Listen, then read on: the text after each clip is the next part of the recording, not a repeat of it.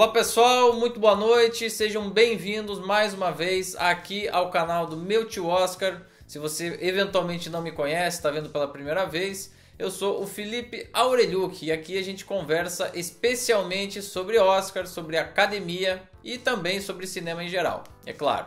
Para você que já me conhece, muito obrigado por vocês estarem mais uma vez aqui acompanhando esse conteúdo. Mais uma vez, deem like, compartilhem esse vídeo, deixem o seu comentário, enfim, fiquem à vontade, porque esse espaço também e na verdade principalmente é de vocês. Pessoal, desde o início da pandemia eu venho trazendo aqui convidados especiais, a gente vem conversando sobre cinema de uma forma geral, a gente vem falando de alguns assuntos específicos, algumas sessões são sobre o prêmio da medalha Photoplay, que é esse prêmio que existiu antes aí da própria academia ter sido fundada. E mais uma vez essa semana eu estou trazendo para vocês um conteúdo inédito, num formato um pouquinho diferente. Ao contrário da live que sempre acontece aí nas terças-feiras, como eu falei lá desde o início da pandemia, a gente está fazendo esse vídeo, esse conteúdo no formato de estreia. E na realidade é a primeira vez que eu estou testando esse formato aqui com vocês. Então vamos ver qual vai ser o resultado. Deixem aí de cara o comentário de vocês dizendo o que vocês acharam. Foi bacana, não foi? A gente continua, faz outras estreias aí nesse formato? Segue aí com essa ideia? E como é que funciona a estreia? Esse vídeo ele não está sendo transmitido ao vivo exatamente nesse momento. Na realidade eu subi esse vídeo, peguei um material já gravado, subi ele, mas a primeira exibição dele está sendo feita justamente nesse momento. Você não tem como adiantar o conteúdo desse vídeo na primeira exibição, ou seja, ele simula uma live, praticamente como se fosse uma live. Depois que esse evento acabar, ele vai ficar disponível como um vídeo tradicional. E por que eu fiz isso? Porque eu fiz aí uma entrevista com esse meu convidado desse vídeo e ele não poderia fazer a live no horário e no dia anteriormente programado, que é esse horário aí que a gente costuma conversar todas as terças-feiras. Então eu resolvi gravar a entrevista e aí sim testar esse novo formato, vamos ver como é que ele fica. E o convidado que eu vou receber hoje não é qualquer convidado, gente. Para quem acompanha aqui o canal do meu tio Oscar sabe que há algumas semanas eu publiquei um vídeo aqui para falar sobre os novos brasileiros que foram convidados a serem membros da Academia de Artes e Ciências Cinematográficas. São 6 nomes aí convidados aí pela academia para fazerem parte das juntas aí, sendo que um desses nomes é justamente o meu convidado de hoje, é quem me concedeu essa entrevista exclusiva e inédita e que eu tenho o prazer de anunciar a partir de agora. Novo membro aí da academia e da junta dos animadores e também curta-metragistas, porque a academia coloca essas duas funções aí sob uma mesma junta. Eu vou conversar, na verdade eu conversei, vocês vão assistir a partir de agora a entrevista com ninguém menos do que Otto Guerra. Isso mesmo, gente, animador lá de Porto Alegre, um dos nomes mais importantes aí da animação, não só brasileira como mundial. Para vocês terem uma ideia, ele aparece aí nas publicações mais respeitadas da animação internacional, como uma referência não só aqui do Brasil, como da América Latina como um todo. Ele tem uma história muito grande, muito extensa aí, né, na animação brasileira. Foi homenageado recentemente no Festival de Gramado, já teve várias vezes selecionado no Festival de Animação de Annecy, que é o maior festival de animação do mundo. Inclusive, gente, para vocês terem uma ideia, o Festival de Annecy é como se fosse Cannes. O que Cannes está para os filmes tradicionais, de documentário e de ficção, Annecy está para animação. Até porque Annecy partiu aí de Cannes justamente. Ele fazia parte aí da programação de Cannes, cresceu e se tornou um evento separado. Então ele já esteve lá diversas vezes, inclusive eu tive o prazer de estar com ele lá uma vez. Para quem não sabe, eventualmente eu também produzo conteúdo, né? Eu fui produtor de um longa-metragem sobre a história da animação brasileira e eu tive a felicidade desse meu filme ter sido selecionado para Annecy, e eu estava lá justamente no ano em que O Menino e o Mundo, inclusive, venceu o Prêmio de Cristal, que é o prêmio mais importante aí da animação mundial, pelo menos pensando aí do ponto de vista de festivais, e nesse mesmo ano o Otto Guerra estava lá lançando um de seus últimos filmes. Então a gente se encontrou, conversou, foi super bacana. E isso abriu as portas para que ele me recebesse novamente, né? Ainda que no formato de videoconferência, né? A gente gravou essa entrevista remotamente. E você vai acompanhar então a partir de agora. Eu conversei com ele sobre esse convite da academia, mas também, obviamente, falei um pouquinho da carreira, do que ele pensa sobre esse momento que a gente está vivendo aí no audiovisual brasileiro. E, enfim, vocês vão acompanhar a partir de agora as palavras de um dos maiores animadores da história do Brasil. Pessoal, não desgrudem daí, tá? A entrevista ela tá aí na íntegra, não sem cortes, né? No formato muito próximo, inclusive, do formato que você já está acostumado a ver aqui no canal do Meu Tio Oscar desde o início da pandemia. E depois que acabar, tá? Depois que a entrevista cortar, vai voltar para mim e a gente vai conversar mais um pouquinho, porque eu quero dar alguns recadinhos para você. Então, se vocês estiverem assistindo, a hora que terminar a entrevista, segurem mais um pouquinho, porque eu tenho algumas coisas para falar para vocês, combinado? Então é isso, com vocês, um dos novos membros da Academia de Artes e Ciências Cinematográficas, o animador Otto Guerra. Otto, eu queria te agradecer aí por separar um tempinho aí para conversar comigo. Sei que você tem um monte de coisa aí, um monte de projeto, um monte de... Tem longa, tem série rolando. Então é sempre uma honra e um prazer conversar contigo.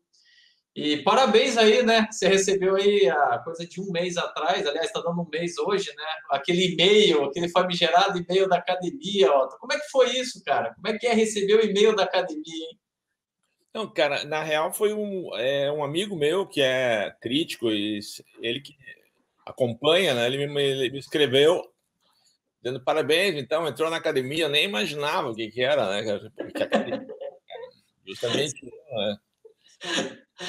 E aí ele disse que era, daí eu, pô, achei que ele tava me sacaneando, né? Eu tenho uns amigos meus, tipo o Guazelli, que liga assim, pô, aqui é da delegacia tal, senhor Otto Guerra, aí eu, putz, tem uma denúncia aqui contra o senhor. Aí o alemão Gazelli está tirando onda, né, comigo. Ele está alegando, a Academia de Cinema de Hollywood é bravo, né?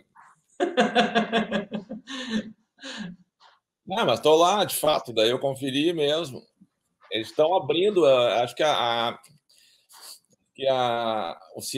indústria, né, que o cinema está uma má fase, eu acho, né, cara, de repetição, de muito filme. Faz uns 400 filmes por ano, mais que um por dia, né? Mas é muito filme vazio, né? Espetáculo, fogos, bombas. Então tá foda. Então acho bem-vindo, né? Eles estarem abrindo o leque, né? Para pessoal. Eles chamam de país da periferia, nós, né? Coreia. Pois é, Coreia, nós, né? Então tem vários países que estão dentro aí desse leque, né? Dos países periféricos, assim. E como é que é para você, ó, tu pensar que a gente, esse país de periferia, né, nos olhos deles, está começando a ter mais brasileiros, né? Esse ano a gente teve 6 convidados, você é um deles, que é um número bastante relevante, né? A cada ano, cada vez mais brasileiros entrando.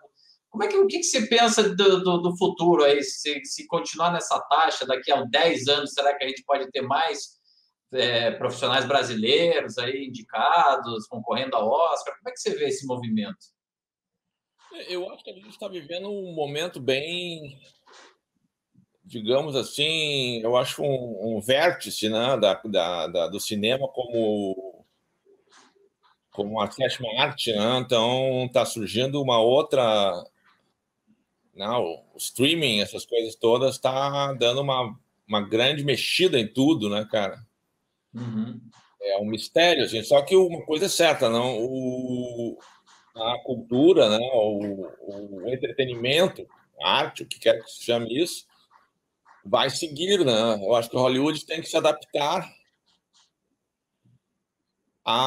e eles têm como fazer isso, né? Acho que essa parada deles de convidarem pessoas mais menos ligadas ao cinemão, né? Já é uma amostra que eles estão ligados e eles têm que diversificar. E é muito bom para nós, né? Que eu acho que vai acabar tendo, digamos assim, pingando produções, coproduções com melhores condições, né? Que a gente produz com muito pouca grana, né, cara? Apesar de ser... Eu sou um chinelão, como tu sabe, né, cara? Eu consigo tirar leite de pedra, né, cara? Mas seria bom ter uma estrutura melhor, não, ter condições melhores. Acho que essa aproximação da indústria de Hollywood, né, e também a globalização de tudo, acho que pode ser muito bom. É um momento muito ruim mesmo, o cinema americano, Hollywood, mesmo o cinema europeu também tá decadente, tá. Eu não vou ao cinema mais há muito tempo, né? Fui ver o Parasita agora, adorei, aliás, fiquei empolgado, ri, chorei. Bacurau também, do Kleber, né? Então, mas são exceções, assim, cara. Não me lembro dos anos 80, 90, ir no cinema era uma coisa muito emocionante. Eu ia lá e viajava, né? Então, esse formato, o ritual, né? Não sei o que vai acontecer, cara, sinceramente. Mas o conteúdo vai seguir. O conteúdo vai ter que ser produzido, vai seguir, não tem dúvida. Ele pode se modificar, né? Mas o conteúdo é necessário, as pessoas consomem, né? A Netflix está aí para mostrar que as pessoas querem conteúdo, né? O que talvez mude a forma, né? Em vez de você ir para o cinema, você vai assistir isso em casa, vai ver cada vez mais no celular, né? Essas coisas assim. Mas, ó, para entrar na academia, ou você é indicado ao Oscar, que infelizmente até hoje você nunca foi, ou dois membros lá que já estão lá dentro tem que indicar o nome dessa pessoa. Você tem ideia? Você tentou sondar quem que pode ter indicado o teu nome lá dentro? Ou você nem não parou para pensar nisso? Não, eu tenho um episódio que talvez seja bem determinante, né? A primeira que a gente teve entre os 20 filmes longas com o filme que saiu eu li na Variety até, que saiu entre os 20 longas de animação do mundo, né? Que são 100 por ano, mais ou menos 100, 150 filmes por ano de animação, né? A gente chegou entre os 20 lá na finaleira, né? Mas isso não também não habilita, né? Entrar, tem que ser alguém que indica, né? E tem um episódio que foi quando eu ganhei, eu fui o Festival de Gramado me homenageou aos dois em 2016, 17, 16, 17, com é um prêmio especial assim de reconhecimento, né? E daí no ano seguinte quem recebeu foi o Carlos Saldanha, que é brasileiro, né? Que mora lá em Los Angeles, fez o Rio, fez aquele Era do Gelo, né? É muito bom, a Era do Gelo é muito bom. Aquele esquilo é bem brasileiro, aquele esquilo E ele veio receber e eu que entreguei para ele o troféu, né? E depois teve uma janta bem formal, a janta, estava todo mundo meio intimidado, né? E eu tomei 2 taças de vinho, tomei 4 taças de vinho e quebrei a Era do Gelo. Tava mesmo assim, tudo frio, né? Comecei a falar da minha mãe, cara. Minha mãe é uma figura assim, muito engraçada. Sim. Olha com a distância, né? Tu fica bem distante, ela morreu, né? Então, agora eu acho incrivelmente engraçado. Claro que na época não era tão engraçado assim, né? Mas contando as histórias dela, eu acho que o Carlos Saldanha gostou muito, né? Ele conhecia os filmes também. Ele levou, eu tive lá em Hollywood uma vez com o Woodstock, Sex Forever, no Rock and Roll, né? Que é um filme de hippies do Angeli. Sim. Então, a gente foi convidado para ir a São Francisco e também San Diego e Los Angeles. Eu fui lá com o filme, na terra dos hippies, né? Eles ficaram muito chocados com o filme. A gente não trabalha dentro dos padrões, né? A história a nossa cultura é diversa, né? Então isso é interessante, né? Eu acho que chama a atenção dos caras, uma animação fora do padrão, assim, de adulta, sem ser chinelagem, né? Sem ser uma coisa. Aqui no Sul, em Porto Alegre, tem um vasto material humano, assim, o pessoal que desenha muito, né? E aí eu consigo, digamos, explorar a gurizada aqui, né, cara? Então, deixa eu aproveitar esse gancho, Otto, já que você está falando aí dessas características aí das obras e tal. Você tem uma obra que é extensa, né? Você fundou a Otto Desenhos Animados em 78, né? Me corrija se eu estiver errado, mas 78, então já tem mais de 40 anos aí de atividade. E lá no início, assim, é que tem gente que pode não saber muito, quem não é muito da área da animação, mas, Otto, em 1978, você não tinha computador, você não tinha tablet, você não tinha render, você não tinha esses softwares ultra potentes aí para. Como é que era, primeiro, você ter referência de animação no final da década de 70 e, segundo, produzir animação? Como é que era nessa época aí? Era bem mais, digamos, o processo era mais. O processo, o suporte, que se chama, né? Era bem mais difícil, mas assim, cara, na real, o que o computador faz é apenas uma caneta eletrônica, né? Que te libera de 1000 tarefas, né? Mas a animação, basicamente, ela segue ainda uma coisa humana, manual, né? Então, substitui só a caneta eletrônica por eu usava uma Pentel 09 e nanquim, caneta de nanquim, o papel transparente, né, o acetato que simula o canal alfa, né? Sim. A tinta. Quando eu comecei antes disso, eu comecei em 73, cara, eu tinha 17 anos, como argentino, então ele usava ainda tinta óleo, que é bem pior do que tinta acrílica, né? Sim. Tu trabalha 5 anos, tu morre intoxicado, né? Eu não tenho saudades, cara, do analógico, não. Só do cheiro o cheiro do filme, o Sim. negativo, né? Muito bom. Quando eu carregava a câmera, tu abre o filme virgem, ele tem um cheiro, a química dele é um troço viciante, né? E também é muito. Eu lembro que o que funciona, carinho, assim, na verdade, não é a questão do suporte mesmo, é a questão da fé, né? Eu acreditava muito em contar histórias, e fazer os filmes, e foda-se, né? Até hoje eu penso, se eu tivesse aquela mesma fé lá, obsessão, na real, obsessão, a palavra. Então, eu tinha uma. Quando chegavam os filmes revelados aí de São Paulo, né? Então, tinham uma dose de endorfina no cérebro, assim, tipo, ficava mais do que nós tínhamos os junkies lá que se picavam com heroína, algumas coisas. Eu ficava mais louco que eles com filmes, cara. Pô, eu acredito. Mas então, se nessa época a maior parte das animações que a gente tinha disponíveis no Brasil era o que vinha pela televisão, né? Sei lá, Disney, a Hanna-Barbera, eram essas as grandes animações. Desde essa época você já tinha essa mentalidade, pô, de fazer alguma coisa diferente, mais anárquica, mais contestadora. Você sempre teve essa linha mesmo de produção? Não, não, eu era bem conservador, na real, cara. Eu era um menino bonzinho, assim, eu era muito comportado, né? Aham. Mas tem um precedente importante que eu preciso te dizer, que em 72, 73, teve uma estreia num longa brasileiro no cinema. Então, eu fui num cinema ver um filme brasileiro chamado Piconzé. Ah, sim. Tinha 16 anos, eu acho, né? Então, um filme que era feito por um japonês, né? O Ippo Nakajima, que fez. Isso. E ele é um filme que, não sei se tu viu, mas é um filme que é com cangaceiro, então, falado Isso. português.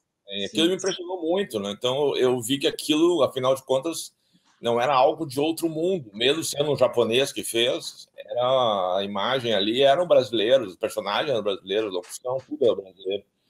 Então, Sim. aquilo me mostrou assim, existe cinema brasileiro de animação, então, se existe, é possível, né? Eu acho que ficaria mais longe se não tivesse o Piconzé, para mim. Né? Porque o outro filme brasileiro da época que era o Sinfonia Amazônica, não tinha cópia, né? Não tinha como ver, eu só sabia ouvir falar e tal. Mas o Piconzé foi bem marcante. Eu fui no cinema ver 2, 3 vezes. Eu não gostei do filme, achei ele bem. Ele tem referência da Disney, né, cara? Que foda, né, cara? Esses patolinos, esses É muito patos. difícil de competir, né, Otto? Porque eles tinham 300 desenhistas para fazer uma cena. E o IP Nakashima fez ele sozinho, praticamente, o filme todo, né? Morreu, né? Sabe? Morreu fazendo, né? O filho dele. Exatamente. Não, ele teve também contaminado, ele estava lá em Nagasaki, né? Sabe isso, né? Sim, sim. A gente conversou com ele para fazer o Luz Animação, né, o documentário lá da animação, e a gente conversou com o Itsu, que é o filho dele, e realmente ele estava lá perto da bomba atômica, veio para o Brasil, fez o longa e faleceu bem jovem, né? Com 40 e poucos anos já faleceu, infelizmente. Sobreviveu a bomba, não aguentou fazer uma animação nos anos 70.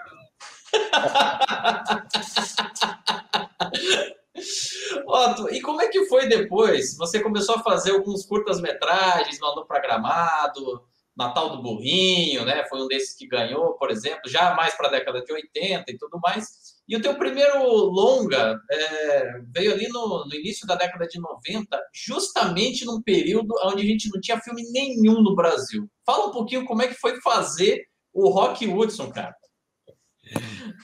A história toda, assim, que a questão toda da animação lá nos anos 70, 80 é o suporte, né? Que agora é muito fácil ter o preço que tinha o equipamento. Eu comecei com 16 milímetros, que era a bitola compatível com a TV broadcast da época, né? 720, 480. Uhum. Mas o cinema não, o cinema tinha que ser 35 milímetros, né? E ampliar não é uma boa ideia. Tu amplia, tu perde qualidade, né? E aí eu comecei a fazer propaganda, mas eu queria fazer cinema, né? Isso é uma coisa muito interessante, porque era uma obsessão mesmo. Então, eu estava escrevendo um livro agora, vai ser lançado esse ano, o ano que vem. Legal. Eu dei uma pesquisada sobre. Eu comprei uma Truca 35 milímetros quando eu tinha 25 anos. Caramba! Custa $100 mil. Assim, a Truca de verdade, a Oxberry, custa $1 milhão, custava na época $1 milhão.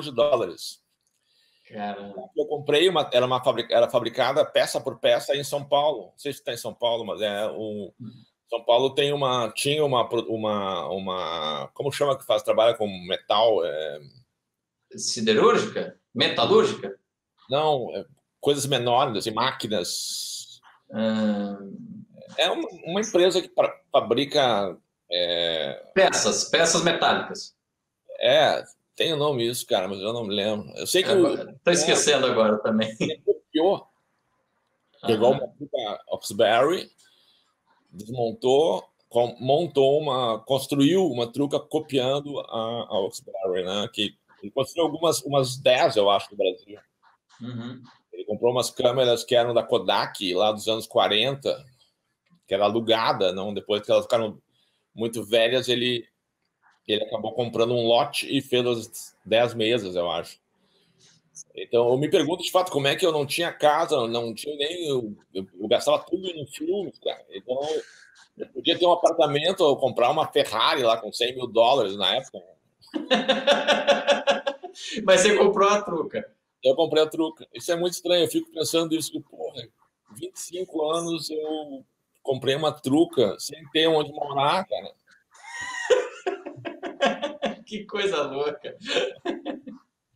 Então, a Truca possibilitou a gente produzir os curtas paralelamente aos comerciais, né? E em 90, quando eu pensei em fazer o longa, que é o Adão ia embora de Porto Alegre, o criador do Rock Hudson, né? Do universo,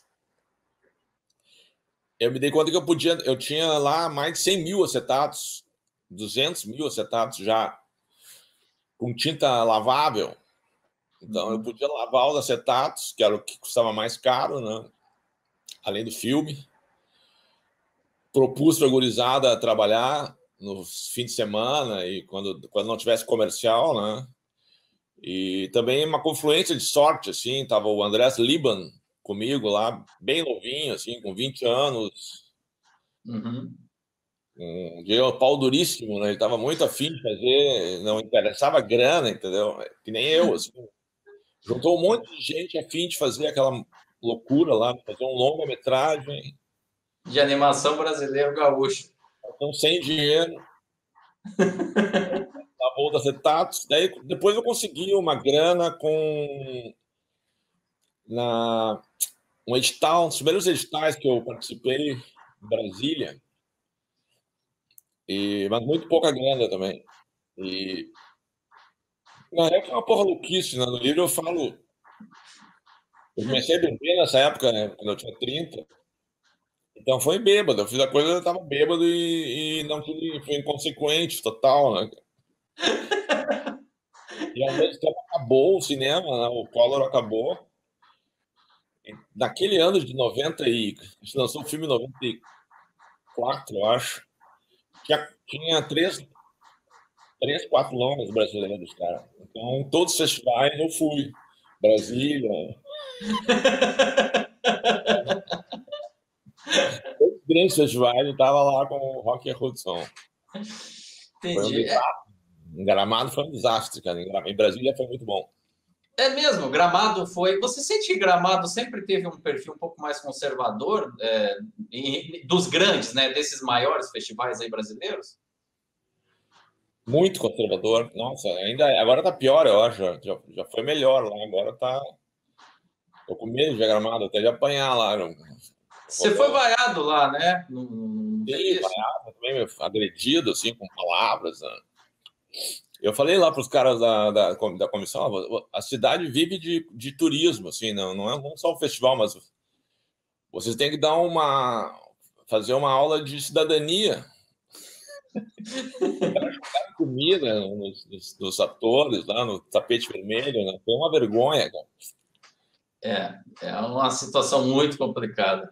Mas É. você sabe, Otto, que eu falei, eu já conversei com o Andres, né, sobre o Rock Hudson, inclusive lá no Luiz Animação tá esse depoimento que ele fala exatamente a mesma coisa, que o prazer de ver a coisa acontecendo era muito maior do que qualquer outro objetivo de vida da equipe que participou do Rock Hudson naquele momento.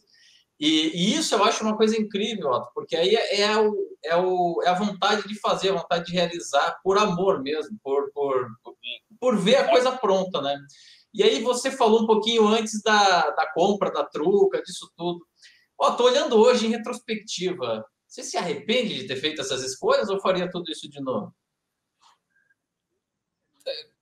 Não sei se foram bem escolhas, na real, né? Porque eu não tinha muita escolha em relação a fazer os filmes. E no livro eu falo isso, né? Quando eu vi que eu ia fazer desenho animado e quadrinhos, eu não tinha escolha sobre isso mesmo, assim, cara. Era isso ou ter uma vida frustrada, né?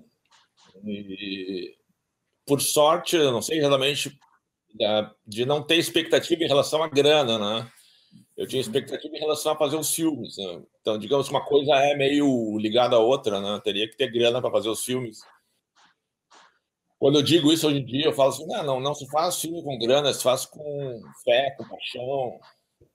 A pessoa fala assim: vai pagar bem teus funcionários, velho, filho da puta.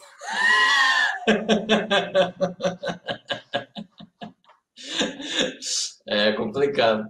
Mas, Otto, partindo desse Rock Woods, o que inclusive não é só a coisa genial dele, não é só ele ter sido viabilizado, mas ele tem uma coisa ali da história, né? Dois cowboys gays, uma coisa que depois você mesmo fala isso lá no Luiz Animação, né? O Brokeback Mountain, né? Recuperaria isso depois, décadas depois e tal. Mas aí, mais para o finalzinho ali do século, e na verdade no início desse século, 21, aí você já começou a ter uma consistência bem maior de longas metragens. Então, teve o Woodstock, o Sborne, a Cidade dos Piratas, enfim, teve vários longas metragens. O que mudou, para o pessoal que eventualmente não sabe, não é muito da área da animação, o que mudou para que você conseguisse ter uma produção mais regular anos depois? Mudou que. Na real, é que nem quando cai um avião, né? São vários motivos. Um avião não cai só com um defeito, né? Ou não se monta uma estrutura como o Brasil montou, né? São vários fatores agregados, né? Até o fato do Collor ter acabado com o cinema contou a favor. Sim. Houve dois congressos de brasileiro de cinema que vão fazer o quê? Não tem mais grana nenhuma do Estado, não tem lei nenhuma mais. Então, a sociedade civil, é muito importante isso, a sociedade civil, quando ela se une, e lá nós estávamos, não tinha essa de direita e esquerda, né? Tava todo mundo lá fudido junto. Sim. Uma escola, assim, a gente aprendeu muito como não se faz com a Embrafilme, né? A Embrafilme virou uma autarquia muito fraca, muito viciada, né? Então a Ancine foi criada em novas, com uma escola grande, digamos, de não, o que não fazer e como fazer uma autarquia à prova de golpe, praticamente, porque o Rangel ele foi o último ministro da Dilma, né, ministro não, ele foi presidente da Ancine, foi uma das últimas autarquias a ser tirado assim pelo Temer. Não foi tirado, ele acabou o mandato dele. Sim. Então, a gente montou muito bem, cara, o esquema todo de o Brasil evoluiu, é um dos países mais evoluídos, ou era, né? Agora já era, né? Mas a gente era um dos países mais evoluídos em leis de renúncia fiscal. Isso, sem dúvida, mais um monte de outras coisas aconteceram. Foram várias tentativas, foram vários processos, né, até chegar nessa fórmula que é o Fundo Setorial do Audiovisual, que ainda não é nem entendido direito pelo pessoal que trabalha com a gurizada nova, não saca, assim.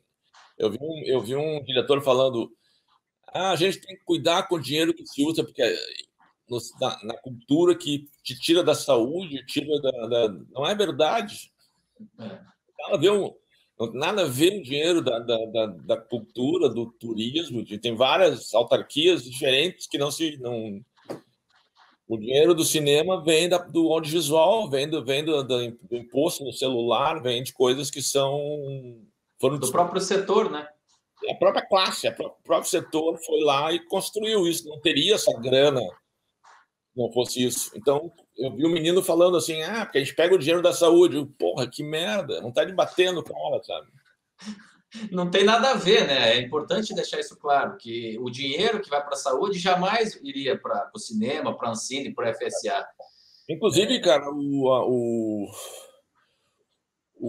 orçamento da saúde, da educação no Brasil, ele não é executado. Nem um ano. O dinheiro volta para um fundo, porque não tem gestão, não tem como tu não pode dar o dinheiro na mão de qualquer um para gerir. Então, na verdade, sobra dinheiro. Falta pessoal. É como na animação também, né? Às vezes a gente teve um momento agora há pouco tempo que estava faltando mão de obra, assim, muito projeto e pouca gente para uma briga por conseguir animadores. E agora vai sobrar animadores, eu acho. Então, Otto, mas então o que eu até já sei a resposta, assim, mas eu estou querendo te provocar para ver a sua visão disso. Se construiu uma estrutura da qual a gente não consegue, ou quem gostaria de mexer não consegue derrubar tão fácil, né? A Ancine, ela realmente aprendeu com os erros da Embrafilme e se constituiu como uma forma diferente que fomentou durante mais de 15 anos aí uma produção consistente, não só de animação, mas de cinema live action também. A gente veio ganhando prêmios, veio conquistando mercado e tudo mais. E agora a gente está aí numa paralisia, numa situação meio complicada. Por quê? Será que o pessoal não percebe a importância que isso tem? Não percebe a importância que um Parasita ganhar o Oscar tem? Ou que um Bacurau ganhar Cannes tem? Ou que um Aquarius ganhar Cannes tem? O que será que acontece na tua opinião? Qual é a tua visão sobre esse momento complicado agora? Isso é bem complexo também. Na real, para mim, o que grita mesmo é a direita, né? A extrema-direita agora no poder, né? Então, tem o presidente americano, o Reagan, eu sempre falo isso, o Reagan dizia assim: pô, né, a gente não pode dar educação, né, cultura, senão não vão votar em nós nunca. Não há interesse, né, primeiro que eu acho que o Bolsonaro e os ministros dele, eles pensam que cultura é turismo, né? Eles não sabem o que é cultura, eles não sabem diferenciar, eles não leem, eles não veem filme, eles veem filme assim, como se fosse uma bobagem, Sim, sim. eles não sabem o que significa cultura, né? Então, a primeira coisa que o Bolsonaro fez foi acabar o Ministério da Cultura. Era uma merreca de orçamento, né? Primeira coisa é isso, né, cara? O desinteresse total. E pelo contrário, o Adão, meu amigo, esse foi para convidado pelo governo anterior, aí na época do Temer, ou na época da Dilma. Eu ia muito a Madrid, lá tem uma mostra brasileira que a Embaixada Brasileira promove lá, leva cineastas e tal. Levaram o Adão ano passado, e Uhum. o Adão estava lá e cancelaram a mostra do Adão, porque sim, porque a gente está vivendo um momento de reacionário, né? Um momento de trevas, né, na cultura. Então a cultura está num momento pavoroso, assim, um negócio. Eu sou agredido, assim, como vagabundo, vagabundo, vagabundo. É ignorância, né, cara? É É. foda. É muito complicado. E ao mesmo tempo, você tá para lançar o Rock Hudson. Ele foi esse longa-metragem lá na década de 90, mas ele virou, tá virando, enfim, muito em breve uma série, né? Que vai passar aí no Canal Brasil. Me corrija se eu estiver errado. É isso mesmo? Tá para estrear a série do Rock Hudson?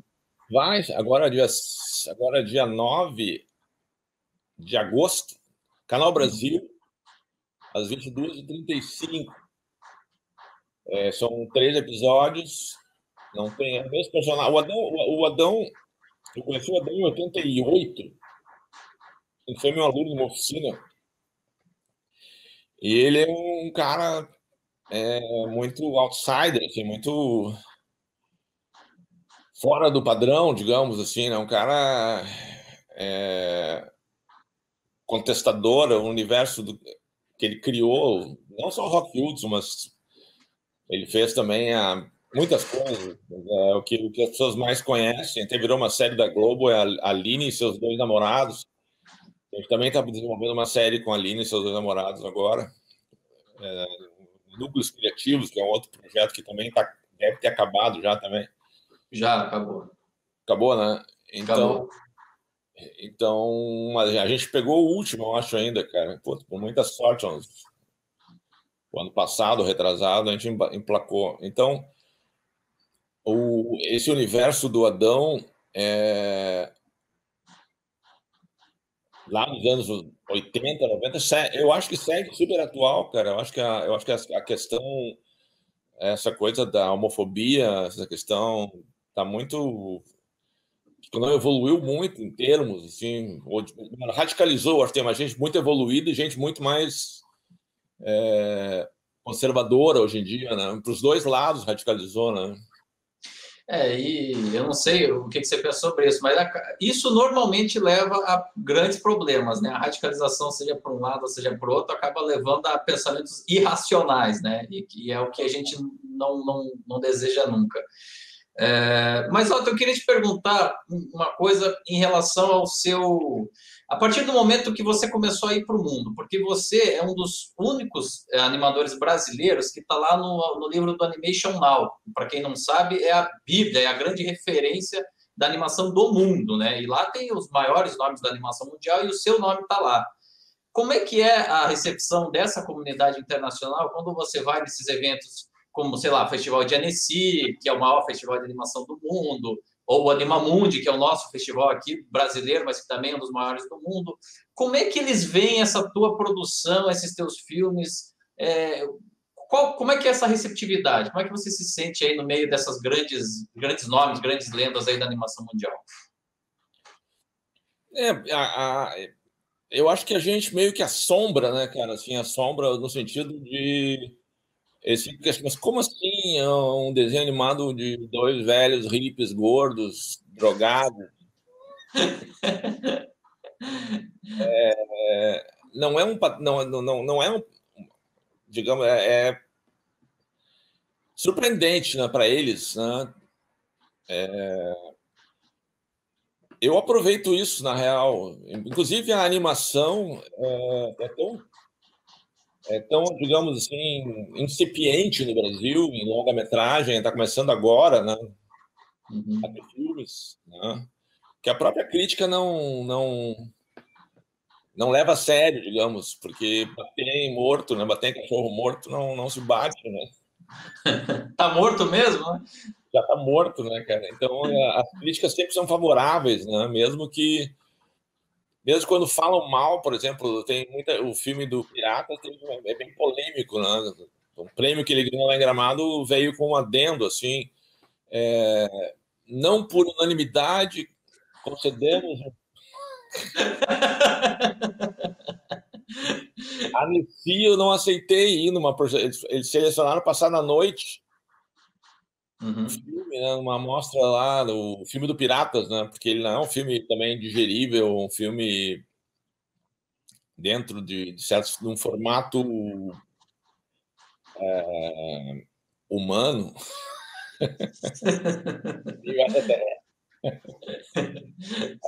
A gente não aceitou, daí eles colocaram na mostra, ligaram dizendo, não, a gente colocou, então vai ter essa mostra na madrugada e entra na não competitiva, vai ter 2 páginas no catálogo. Então, a Anessia, o festival mais importante do mundo, né?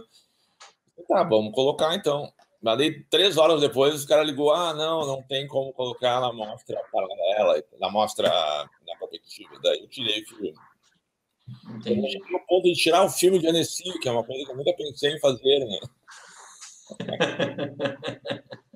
A gente estreou depois a gente ganhou um melhor filme lá em Buenos Aires, em Havana, em Portugal. Ele foi muito bem. A carreira dele é surpreendente para mim também. Não esperava que ele fosse ganhar o Festival de Havana, por exemplo, que é um festival que tem todos os filmes de animação do latino, né? Como o prêmio Platino também. Ele chegou na final lá, perdeu para um filme espanhol muito bom, As Tartarugas de Buñuel, uma coisa assim, que eu vi alguma coisa, achei interessante. Então, a gente corre por fora, digamos, né? A gente tem uma cara muito própria, né? Uma cara muito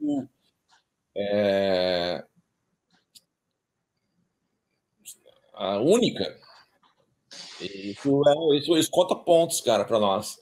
Ô, Otto, e você acha que esse fato de ter uma cara única, uma coisa muito própria, uma coisa até que quem olha de fora assim pode achar até um pouco esquisito, como, o que que é isso? Que animação é essa? Isso aí foi consciente? Isso aí foi uma construção contínua sua? É, enfim, e teve um processo de construção? Ou foi meio que na onda Rock Woods, meio anárquico, que você foi construindo a sua própria forma de fazer, de contar as histórias e de fazer os filmes? Pois é, essa eu tenho me debatido bastante com essa questão, muito em função de chegar agora aos 64, questionando a parada do roteiro, do conteúdo, e da estrutura e da história, de contar a história, né? Uhum. E eu vejo, olhando assim, os filmes, eu vejo que primeiro que eu prezo muito a questão autodidata, né?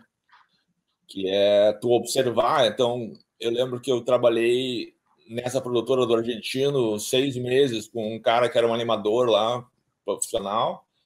O cara foi embora e eu fiquei com 20 anos, 19, 20 anos fazendo os filmes que não eram filmes que eu tinha que fazer sozinho. Então, como é que eu sabia o enquadramento? Como é que eu sabia corta daqui para cá? A sequência é essa, para funcionar não pode ter cortar. Não sei, cara, mas eu fazia os filmes e eu fiz 600 comerciais, dirigindo uns 300 pelo menos, né? Então, essa parada é meio. Tu olha, tu copia, tu observa, né? Então, tu vai copiar aquilo que tu admira, né? Então, eu via muito filme, então. é, Mas hoje em dia eu questiono muito isso, porque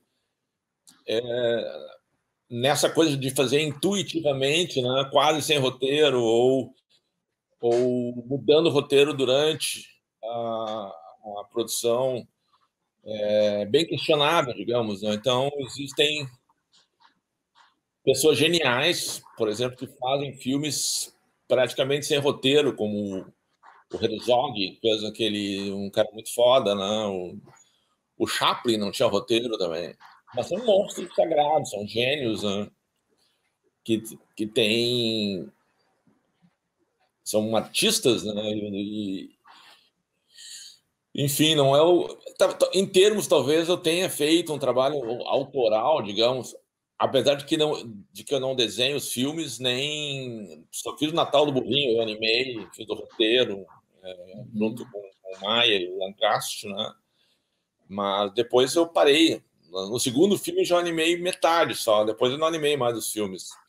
É o Cavaleiro Jorge, que eu fiquei sem dinheiro, não tinha onde cair morto, tive que voltar a desenhar. É o pior filme da hora do desenho. Você falou do pior, entre aspas, tá, por favor, mas tem algum que você gosta mais? Mas tem algum que você gosta mais, assim, pessoalmente, que você tem um carinho maior de todos os filmes aí da tua carreira? É sempre o último, né? Eu gosto muito do Piratas, cara. Uma questão que me motiva, digamos, é que há sempre uma evolução do último filme para mim, na minha opinião, a sensação que eu tenho é que houve um passo adiante sempre. A gente não ficou, digamos, repetindo coisas ou frustrados, assim, sempre avança, né? Então agora eu tô com medo. Nós estamos fazendo mais 2 longas agora.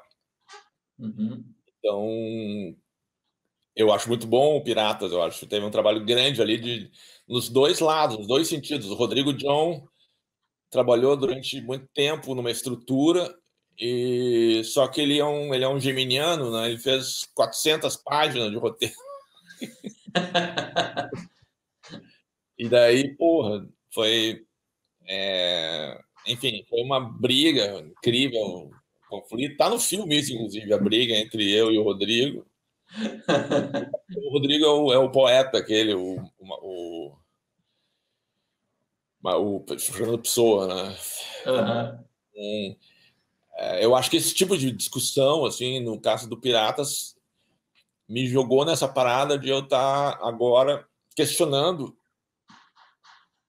A gente está produzindo 2 filmes, agora 2 longas, que eu não sou nem um argumentista e nem quem teve a ideia de fazer. São filmes de autoras, 2 mulheres, que não passou pela minha ainda, né? Talvez eu destrua o filme delas ainda, né? Otto, e pensando agora em termos Então, resumindo essa trajetória lá desde o início até agora, te parece esse convite aí, essa coisa de fazer parte da academia, você tinha uma ideia assim de algum dia chegar, você algum dia pensou, poxa, eu vou votar no Oscar, nas animações do Oscar e tal, ou realmente foi uma coisa assim que você nunca nem levou em conta, assim, as coisas assim foram acontecendo mesmo? Não, não cogitava. Na real, eu acho o Oscar é importantíssimo, né, em relação à vitrine, o prêmio máximo da sétima arte, né? Então, Cannes tem essa... Cannes é mais arte mesmo, né? O Veneza. Mas o Oscar tem um glamour, a indústria de Hollywood, né? São os melhores, os piores.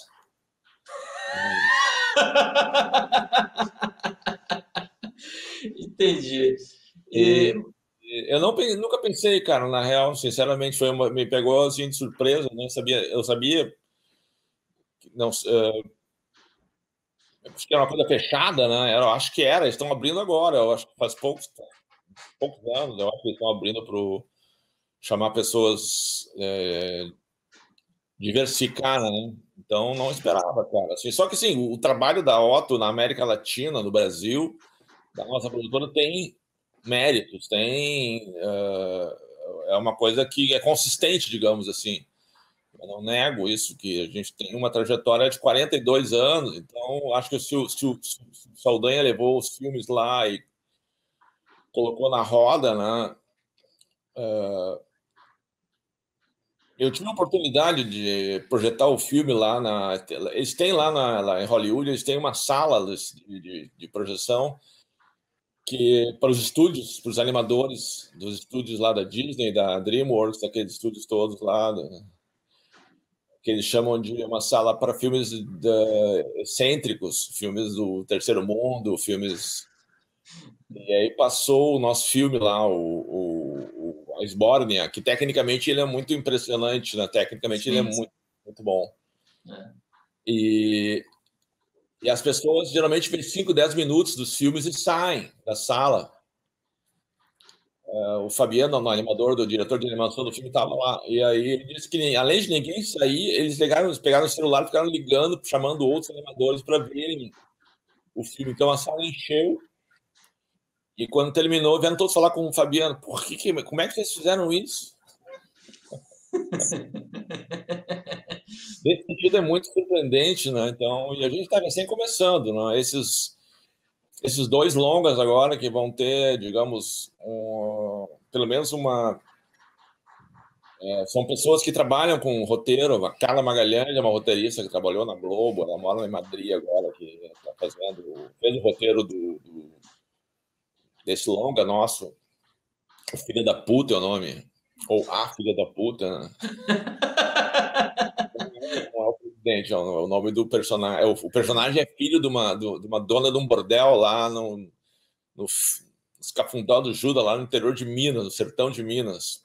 E aí, história. E a outra história, mas aí é uma história construída dentro desse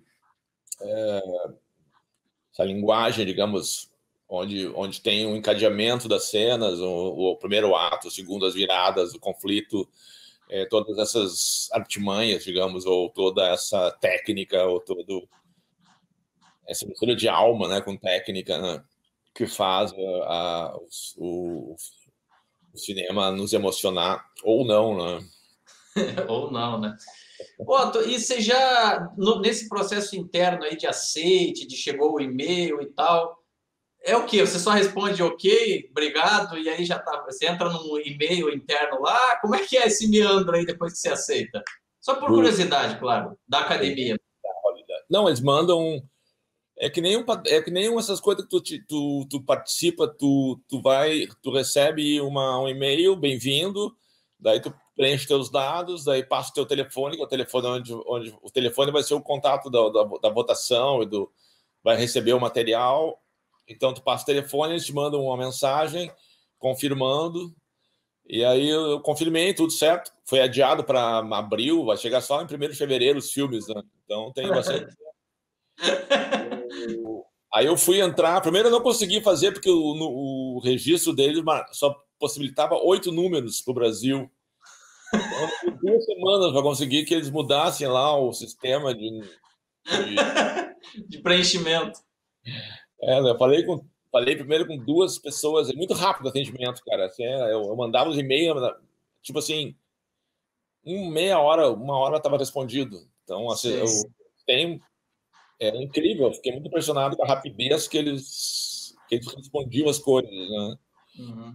E aí eu fui, daí tá, ok, consegui, eu recebi a confirmação pelo telefone, e agora, daí uma semana atrás, eu fui dar uma entradinha para dar uma olhada como é que estava acontecendo alguma coisa, e daí eu me dei conta que a senha eu consegui, mas eu não tenho mais o usuário, eu não sei o usuário.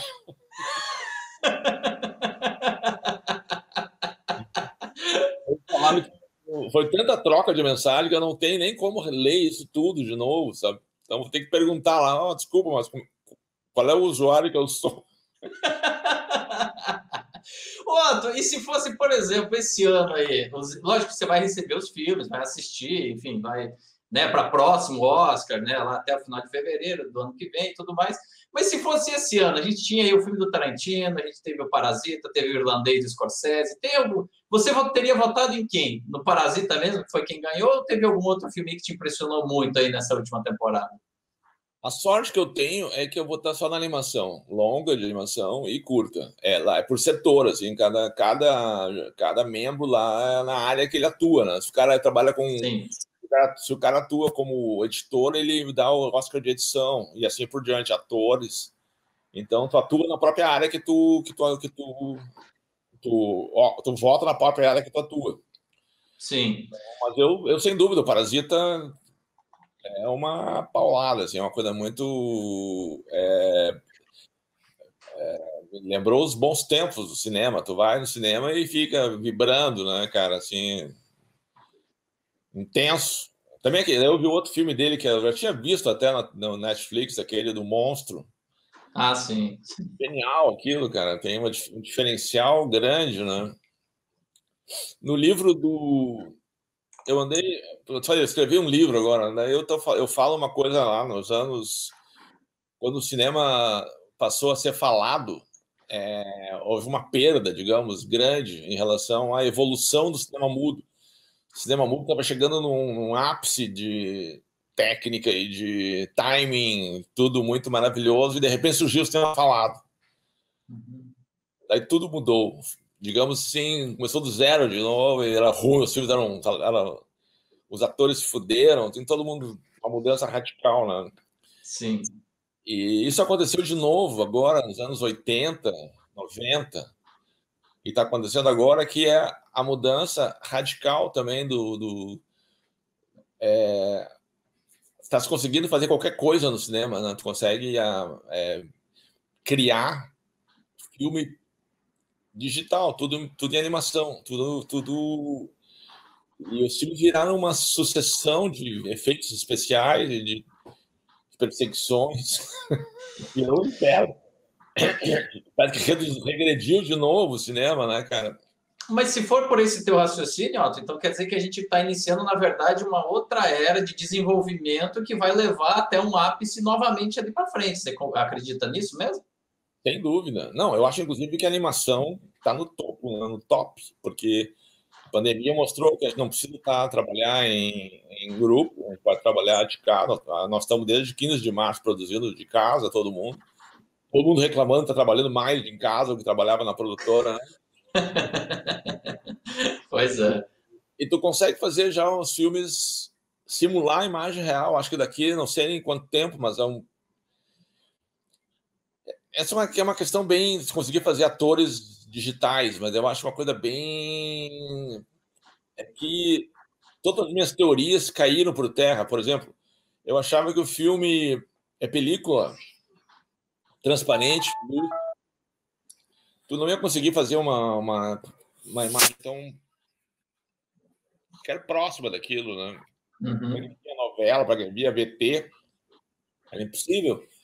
E não só tá melhor da projeção digital. Então, só que eu acho que criar um ator, por exemplo, é uma coisa. É como tu querer que um computador, que é apenas uma caneta, ele escreva um romance. Não vai rolar isso, eu acho, tão cedo, não. Então, acho que essa evolução, a última, para os efeitos especiais, ela tem um limite, né, que eu acho que não sei se vai. A gente conseguir recriar atores, construir atores, atuação digital, sei lá, cara, essa é uma pergunta e tanto. E até porque você consegue reconstruir cabelo, pele, nariz, boca, olhos, mas o sentimento, a interpretação em si, aí já é outro departamento, né? Tem uma coisa assim muito mais complexa. Pode ter um banco. Eu não consigo mais ver os desenhos animados, cara, porque parece tudo repetição, assim, os personagens de fadas e princesas, o mesmo Shrek, todos têm as mesmas expressões, as mesmas gags, os mesmos. É uma droga isso, cara. Assim, não, para mim não me atrai mais. Eu vi agora a Chamama, um filme argentino, um argentino chamado Juan Antin, vocês conhecem ele? Não. Ele fez um longa chamado Mercano, El Marciano. É um longa de 2012. Os argentinos são muito bons, cara. O Mercano é uma história de um terráqueo que. Não, um marciano, uma sonda mata o cachorro dele lá em Marte, já cai em cima da cabeça do cachorro. Ele resolve se vingar e vem atacar a Terra, não, o americano. A nave dele dá uma merda e ele cai na Terra, né? Se fode. Eu gosto muito do desenho. E o Pachamama tem um desenho interessante, direção de arte, mas, na minha opinião, eles tentam fazer o cinemão, assim, que vai mais comercial, digamos assim, né? E acho que a gente não consegue fazer um filme comercial como os americanos fazem, né? Como a indústria, né, faz. E inclusive, né, se a gente lembrar bem, ó, a gente já teve um longa brasileiro indicado para o Oscar, foi O Menino e o Mundo, que não é Sim, nada comercial, né? Ele tem ali uma estética própria, ele tem uma narrativa própria, e inclusive a gente tava lá em Annecy, né, quando O Menino e o Mundo ganhou. Você estava com o Sborga, eu estava com o Luiz Animação e o Ale estava com O Menino e o Mundo. Eu acho que isso é uma grande prova, né, Otto? Não sei se você concorda comigo, mas você não tentar copiar esses filmes, essas animações americanas, até porque eles têm uma quantidade de dinheiro tão absurda que a gente talvez nunca chegue lá certamente nunca vai chegar naquele patamar. Mas conseguir desenvolver uma história, um filme, uma animação como a do Menino e o Mundo, que é tão sensível, tão universal e que estava indicado ao lado desses grandes, né? sim. O filme do Ale é uma poesia visual, né? Assim, uma coisa tocante. E também eu acho que ele meio que não precisa de roteiro, né? Ele tem uma história própria, assim, a beleza do filme em si, né? Como uma poesia mesmo, né? Tu fica envolvido por aquelas imagens e acontecimentos, né? De fato, ele é um filme bem singular também. É o filme eu digo Brasil com S. É isso. Otto, eu queria te agradecer. A gente vai brincando, já chegou aí a 1 hora praticamente aí de entrevista. Cara, ouvir você é uma coisa incrível, porque pô, com essa trajetória que você tem, com todo esse reconhecimento internacional e agora sendo parte aí da Academia de Artes e Ciências Cinematográficas, acho que é mais do que merecido. Eu queria, em meu nome, em nome de todo mundo que está assistindo aqui, em nome de toda a comunidade aí do cinema brasileiro, vou te parabenizar. Eu acho que é mais do que merecido. Certamente a gente vai estar muito bem representado lá na academia. E que você continue produzindo, que esses longas aí que você está fazendo venham à tona aí, que você consiga finalizar eles, né? Eu não sei como é que está a questão aí do financiamento, e que principalmente você consiga influenciar, né? Na verdade, trazer uma visão diferente para as votações da academia. E aí eu não estou dizendo que lá eles só escolhem coisa X ou coisa Y, mas ter mais diversidade naturalmente vai ampliar os horizontes e a gente cada vez mais vai ter filmes diferentes ganhando. Então, parabéns, espero que seja muito bom para você aí e que você consiga levar um pouco de brasilidade lá para a academia. Obrigado, Felipe, pelo espaço aí também. A animação brasileira começando, finalmente, né? Vai ter o que já foi feito não tem volta, né? Isso é legal para mesmo que acabe agora, o legado já está grandão, assim. Linho Mundo, História de Amor e Fúria, o filme da Nara, muitos filmes brasileiros. Então, vamos achar caminhos agora para como continuar isso, né?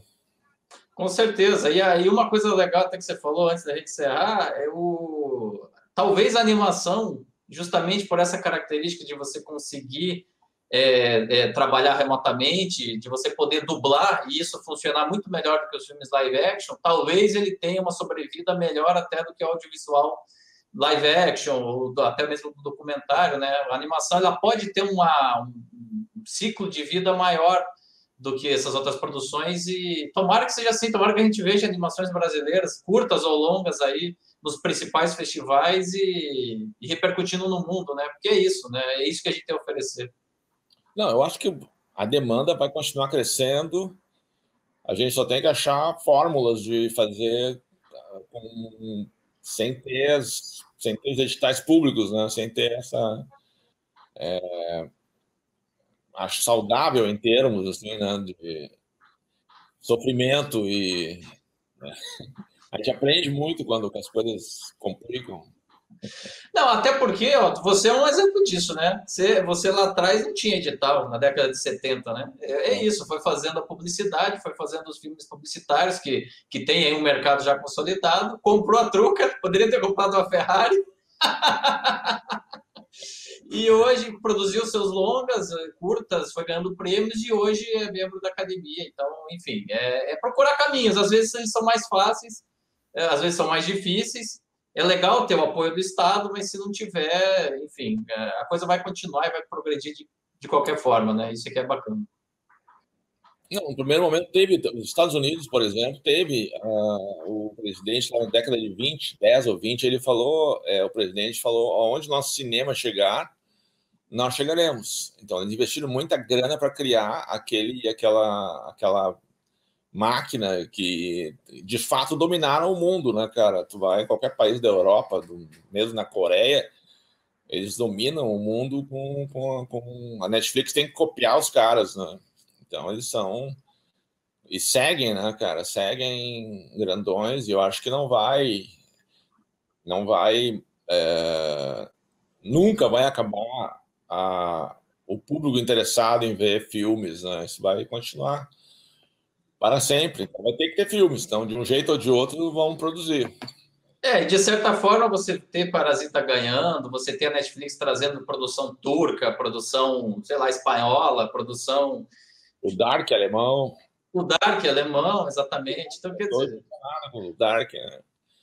Você gostou do Dark? Assistiu? Acompanhou alguma coisa? Eu não consegui, a terceira série eu não consegui mais. Eu tô remando para ver, cara. Aí ficou muito escuro tudo. Mas eu fiquei impressionado com tudo ali. O orçamento é de $1,5 bilhão para fazer aquilo. É uma coisa até impensável, né, pra gente aqui. Todo o dinheiro do Brasil, do ano da produção do brasileiro toda, é R$1 bilhão. Esse é 200 milhões de dólares, mais ou menos. Não, 100 milhões de dólares. Não, 200 milhões de dólares, mais ou menos, que o Brasil produz todo o cinema, 100 filmes. Né? Só uma série 5 vezes mais de todo o cinema brasileiro, toda a indústria brasileira do cinema. Tá aí, gente, esse foi o grande Otto Guerra, um dos maiores animadores do mundo, que reservou um tempinho para conversar comigo e com vocês que acompanham o canal do meu tio Oscar. Foi uma grande honra, uma grande alegria. Eu agradeço mais uma vez, como eu já fiz aí durante a entrevista, ao tempo, a disponibilidade, a simpatia desse grande profissional e que vai abrilhantar com toda certeza a junta de curta-metragistas e longas de animação da academia. Otto, certamente com você estaremos muito bem representados e que venham novos brasileiros aí ao longo dos tempos, nos próximos anos, para que a gente possa cada vez mais estar presente e participando aí das dinâmicas da academia. Pessoal, vocês gostaram? Como é que foi aí esse conteúdo? Vocês notaram aí que o chat durante todo esse tempo ficou habilitado, né? E vocês puderam aí mandar suas mensagens, acompanhar tudo em tempo real. E claro, eu tô acompanhando todas essas mensagens para ver a reação de vocês, ver se vocês gostaram. Mas caso vocês não tenham usado esse chat, caso vocês estejam assistindo esse conteúdo depois, fiquem à vontade para usar também o campo dos comentários. Esse comum aqui de baixo mesmo, para vocês deixarem a impressão de vocês sobre a entrevista, sobre tudo isso que o Otto falou e também sobre esse formato aqui do canal do meu tio Oscar. Se vocês gostaram, se é bacana a gente fazer isso outras vezes, com outros tipos de vídeos, talvez com as análises quando elas voltarem, com os debates, enfim. O assunto está posto aí e vocês sabem que o canal é construído por mim, mas muito por vocês também. Então, se vocês falarem que preferem de um jeito X ou Y, eu vou levar isso com certeza muito em conta na hora de tomar as decisões. Eu particularmente achei uma dinâmica bem interessante, principalmente nesses casos onde o entrevistado não tem condições de dar a entrevista exatamente ao vivo, né? Então a gente tecnicamente não pode fazer uma live, mas não deixa de ser aí uma forma de viabilizar entrevistas à distância, inclusive não só durante a pandemia, né, gente? Depois também, especialmente quando as distâncias aí são um impeditivo de deslocamento. Então essa foi a entrevista com o Otto Guerra. Agradeço ao Autoguerra, agradeço a vocês que acompanharam e eu tenho 2 recados para vocês, tá, pessoal? Como vocês sabem, a gente tem normalmente aí na terça-feira essa live, onde você tem conversas aí com convidados todas as semanas, e na sexta-feira um vídeo gravado onde eu abordo aí um tema específico aí da história da academia e do Oscar. E essa semana não é diferente, né? A gente vai ter o vídeo sendo lançado na sexta-feira e o assunto do vídeo de sexta-feira, atenção, quais os filmes indicados na categoria principal que foram dirigidos por mulheres, hein? Esse é um assunto que vem sendo falado aí nos últimos anos com uma certa frequência, então eu fui fazer essa investigação a fundo. Afinal de contas, de todos os filmes já indicados para melhor filme desde que a academia foi criada, desde o primeiro ano, quantos desses filmes foram dirigidos por mulheres, hein? Qual que você acha que é essa proporção? Então fica ligado, porque na sexta-feira, no vídeo novo aqui do canal, eu vou te dar exatamente o número de filmes. E não só eu vou falar o número dos filmes, como também que filmes são esses. Quais são esses filmes? Em que ano cada um deles foi indicado? Qual era o contexto? E uma sinopsezinha rápida aí de que filmes são esses, além, é claro, do nome das diretoras responsáveis por esses trabalhos. Olha, vocês podem se surpreender com o número que eu vou revelar para vocês na sexta-feira. Então, fiquem ligados, eu garanto que é um conteúdo aí que foi feito com muito critério, investigando lá desde da primeira cerimônia de entrega do Oscar. Todos os filmes indicados, são 563 filmes até essa última temporada. Quantos desses foram dirigidos por mulheres, hein? Na sexta-feira aqui no canal você vai acompanhar, vai descobrir esses dados todos, tá certo? Pessoal, e na semana que vem, continuando esse ciclo de lives, a gente segue com mais um convidado especial e na realidade esse convidado vai ser uma repetição, não de tema, mas de convidado. Todo mundo que acompanha o canal do Meu Tio Oscar há algum tempo já conhece o Dr. Doni Correia, né, que participa aí dando aulas, palestras, seminários, enfim, é uma autoridade no assunto quando a gente está falando de cinema de todas as épocas, mas principalmente o cinema mudo. Ele tem aí uma predileção pelo cinema mudo. E aqui no canal do Meu Tio Oscar a gente vem falando dos filmes que venceram o prêmio da medalha Photoplay, que foi um prêmio que existiu aí antes do Oscar. É considerado aí um precursor do prêmio da Academia, né, que é organizado pela Academia de Artes e Ciências Cinematográficas. Antes disso a gente tinha o prêmio da revista Photoplay e a própria Academia reconhece isso. Então, nos últimos meses a gente vem analisando os filmes que venceram essa medalha, né, antes da fundação da Academia. A gente falou com o Doni sobre o primeiro vencedor da série, que foi o melodrama Humoresque. Depois a gente já também falou de David o Caçula, falamos de Robin Hood, falamos de Os Bandeirantes. E na próxima semana a gente vai ter novamente o Doni aqui ao vivo. Aí não vai ser gravado, não vai ser no formato de estreia, vai ser realmente ao vivo. Vou receber o Doni Correia para a gente conversar sobre o vencedor do ano de 1925, O Grande Desfile. Pessoal, esse foi um filme simplesmente grandioso, espetacular, uma super produção levada a cabo pela MGM. E o diretor de produção, gente, não foi ninguém menos do que Irving Thalberg. Para você que acompanha o canal aqui já sabe que Irving Thalberg foi um dos nomes mais importantes da produção cinematográfica de todos os tempos, e especialmente nesse período ele teve aí uma atuação mais do que destacada. Ele foi o responsável por essa obra que venceu esse prêmio da medalha Photoplay. É um filme que se passa aí durante a Primeira Guerra Mundial e tem muitos elementos bacanas. A gente vai dissecar o filme, inclusive o Doni fez questão de voltar para falar sobre esse filme, porque ele tem muita coisa bacana aí para passar pra gente, muitos insights, muitas análises mesmo de todo o contexto que está em volta aí dessa produção e do filme em si, né, das atuações, do roteiro e das características de produção propriamente ditas. Então, a pedidos de vocês, de ter o Doni mais vezes aqui no canal e do próprio Doni, a gente vai ter o prazer de receber ele na semana que vem. Só que atenção, pessoal, excepcionalmente na semana que vem a live não vai ser na terça-feira e sim na quarta-feira, tá, gente? Então, semana que vem, quarta-feira, ao invés de terça, a partir das 20h30, nesse horário que já é habitual, a gente vai receber o Doni ao vivo para essa live aí sobre o filme O Grande Desfile, vencedor da medalha Photoplay relativo ao ano de 1925. Semana que vem, quarta-feira, 20h30 pelo horário de Brasília, medalha Photoplay sobre o filme O Grande Desfile com Doni Correia. E na sexta-feira agora, os filmes indicados na categoria máxima de melhor filme que foram dirigidos por mulheres. Quantos foram, quais foram e quem eram as diretoras, hein? Muito conteúdo bacana, tenho certeza que você vai gostar. Antes de me despedir, eu quero agradecer a vocês sempre pelo prestígio de todo esse conteúdo, por terem acompanhado também essa live no formato de estreia. Deixem também o comentário para dizer se vocês gostaram ou não. E se você está vendo depois, fique à vontade para também deixar as suas impressões, para dar like, joinha, compartilhar esse conteúdo e principalmente se inscrever no canal e ativar as notificações no sininho. Eu agradeço demais aí pela atenção de vocês. Espero vocês no vídeo de sexta-feira e também na live da semana que vem, quarta-feira, com o Doni Correia. Combinado? Pessoal, uma boa noite. Obrigado mais uma vez pelo prestígio todo e até a próxima.